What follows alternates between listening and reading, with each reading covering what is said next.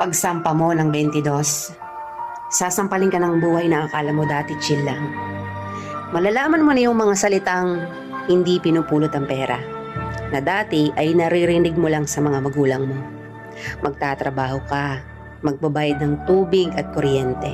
Tapos trabaho, trabaho ulit, paulit-ulit. Mamimiss mo yung batang ikaw, musmos, walang alam sa mundo.